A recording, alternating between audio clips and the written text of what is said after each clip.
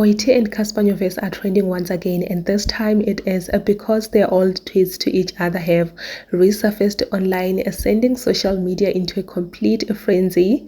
Fans recently noticed that neither of them ever deleted those affectionate posts from back in the day, and that small detail has sparked a big conversations, with many people wondering if it means there are still unresolved feelings between the two stars. While neither Boite nor Casper has commented on the situation, the internet is already connecting the dots, reviving memories of their rumored romance and asking the big question: could there still be hope for these two to find their way back to each other?